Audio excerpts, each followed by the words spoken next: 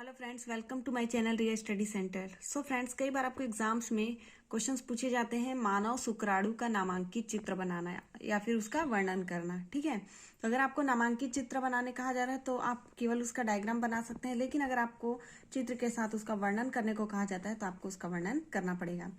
तो फ्रेंड्स, इसके लिए आप मेरे इस वीडियो में लास्ट तक बने रहेंगे और अब तक अगर आपने मेरे चैनल को सब्सक्राइब नहीं किया है तो आप जल्द से जल्द सब्सक्राइब करें।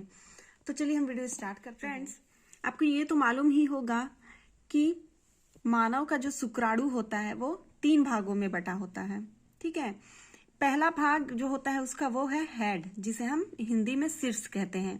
दूसरा भाग होता है नेक, जो कि है मध्य भाग, और तीसरा भाग है टेल, जिसे हम यहाँ पूंछ भाग इसका। ठीक है, तो डायग्राम से आप ये समझ सकते हैं कि यहां से यहां तक का भाग जो है वो है हेड, बीच वाला भाग है वो है नेक, और जो इसका लास्ट का पूंछ की तरह दिखाई दे रहा है ये है टेल।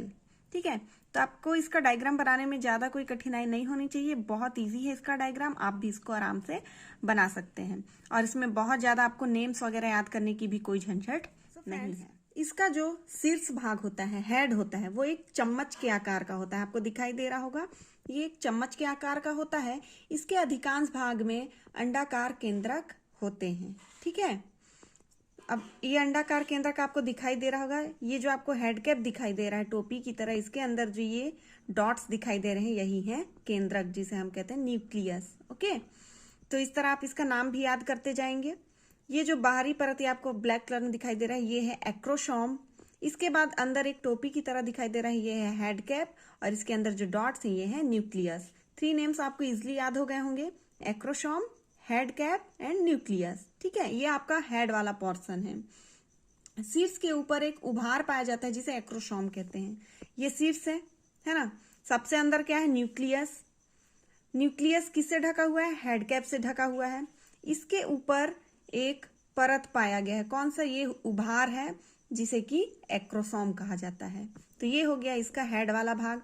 आपको इजिली याद हो गया होगा कि मानव का शुक्राणु का जो हेड वाला भाग है वो चम्मच के आकार का होता है, जिसमें बहुत सारे केंद्रक पाए जाते हैं। ये केंद्रक हेड कैप से ढके हुए होते हैं और इसके ऊपर एक उभार पाया जाता है जिसे कि एक्रोसोम कहा जाता है। ठीक है, क्लियर हुआ।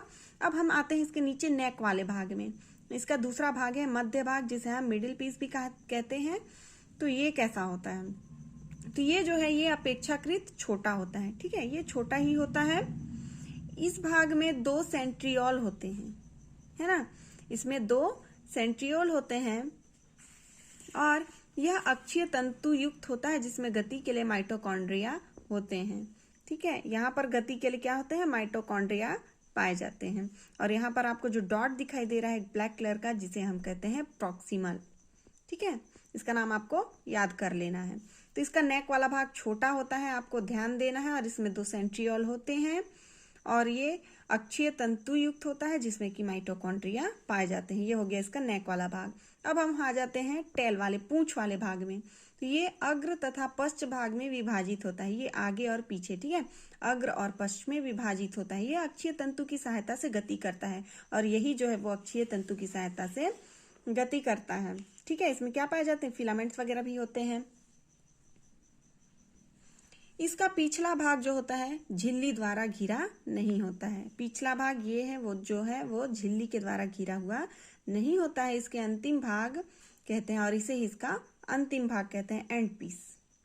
ओके, तो आपको समझ में आ गया होगा कि ये जो मानव का शुक्राणु है ये 3 भागों में बटा है, हेड, नेक और टेल।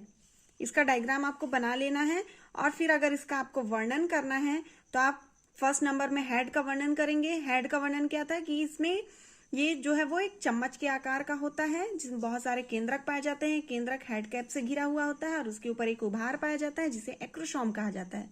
नेक जो है इसका बीच वाला भाग, ये बहुत ही छोटा होता है ना, अपेक्षाकृत ये छोटा होता है और इसमें 2 सेंट्रियोल पाए जाते हैं जो कि अक्षीय तंतु युक्त होते हैं, जिसमें गति करने के लिए माइटोकॉन्ड्रिया पाए जाते हैं।